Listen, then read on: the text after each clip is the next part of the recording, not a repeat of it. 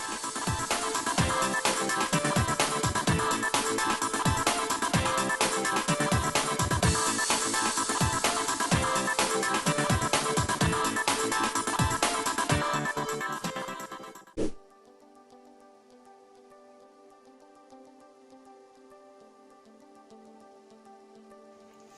sahabat perawat Indonesia, perkenalkan nama saya Sunarti.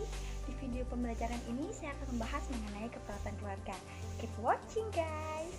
Di video pembelajaran ini ada 4 outline yang akan saya bahas. Yang pertama, definisi keperawatan keluarga. Yang kedua, peran keperawatan keluarga. Yang ketiga, tugas dan wewenang keperawatan keluarga. Dan yang keempat, kode etik keperawatan keluarga. Nah, yang pertama, definisi keperawatan keluarga.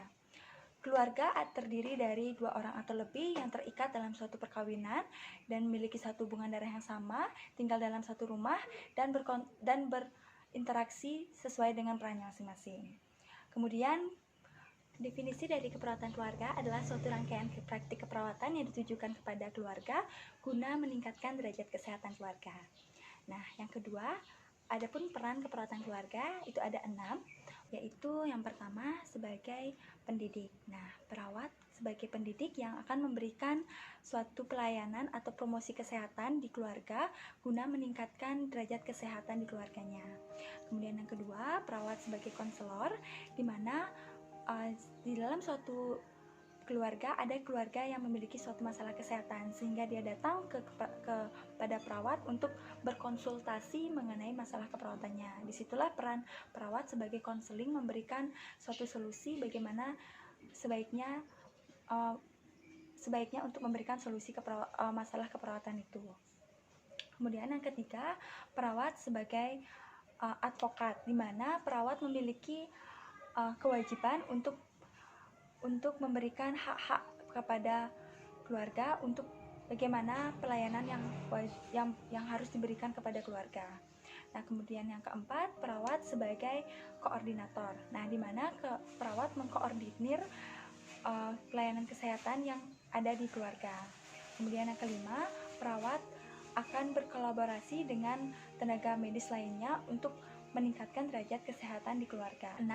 Perawat sebagai fasilitator memfasilitasi pelayanan kesehatan, di mana perawat akan bersosialisasi di mana saja ada tempat perawatan yang baik di lingkungan keluarga tersebut. Oke, yang ketiga, adapun tugas dan wewenang keperawatan keluarga.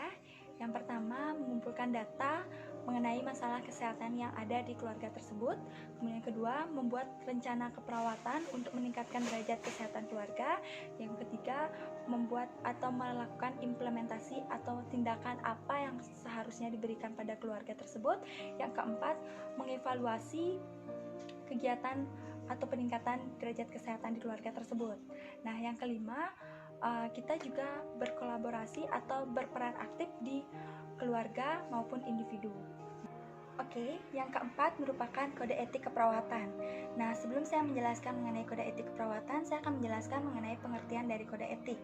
Kode etik merupakan suatu pernyataan standar di mana dijadikan sebagai pedoman saat kita melakukan suatu perilaku dan dijadikan sebagai kerangka kerja saat kita mengambil suatu keputusan.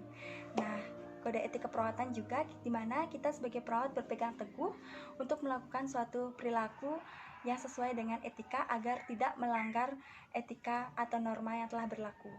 Etik keperawatan yang pertama itu ada tanggung jawab terhadap individu, keluarga, dan masyarakat. Kemudian yang kedua itu tanggung jawab terhadap tugas.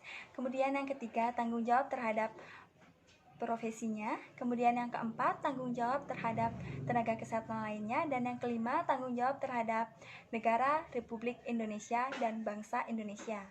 Nah, yang pertama, di sini saya akan menjelaskan yang pertama saja karena konten kita yaitu keperawatan keluarga. Yang pertama, tanggung jawab terhadap keluarga, individu, dan masyarakat. Yang pertama, kita sebagai perawat harus bertanggung jawab terhadap apapun yang kita berikan atau pelayanan apapun yang kita lakukan di keluarga maupun masyarakat.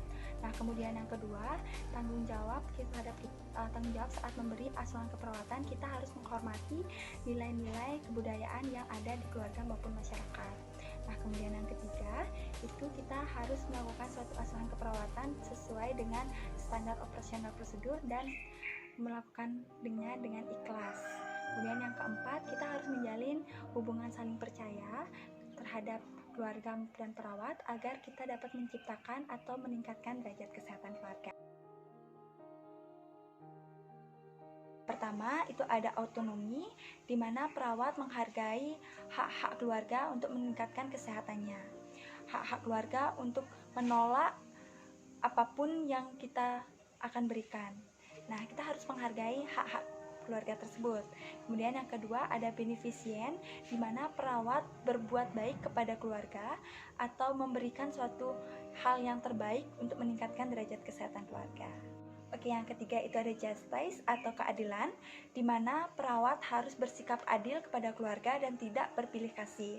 Kemudian yang keempat itu ada malefisien, di mana perawat harus meminimalisir terjadinya risiko, baik risiko psikologis, risiko cedera, dan risiko apapun di keluarga.